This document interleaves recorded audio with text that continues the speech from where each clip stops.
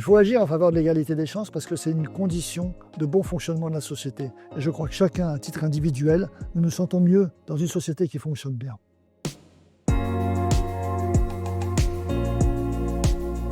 Aujourd'hui, la Fondation d'entreprise est dédiée à l'égalité des chances, à la lutte pour l'égalité des chances. La Fondation d'entreprise va être au service de la raison d'être de l'entreprise, qui est d'avoir un impact positif sur la société et sur notre environnement.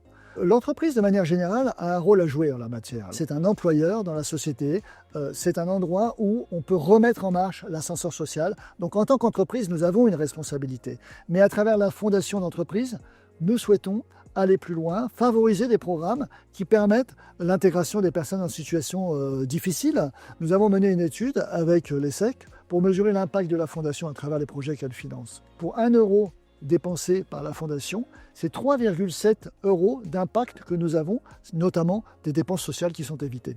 Donc c'est une méthode qui est efficace. Les projets qui sont financés sont des projets qui sont financés sur une durée de 3 ans, avec des dotations qui vont de 200 000 euros à pas loin de 1,5 million d'euros selon les projets.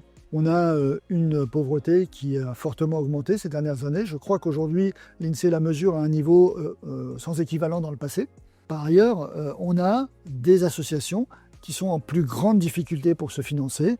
Donc notre objectif, c'est celui que j'évoquais à travers cette logique de grand projet, c'est de pouvoir cibler notre impact sur des associations qui proposent des projets qui ont le maximum d'impact en tant que tels, mais qui puissent être déployés à une échelle beaucoup plus grande. Et c'est compte tenu de ce contexte que nous avons conçu le nouvel appel à grands projets de 2026.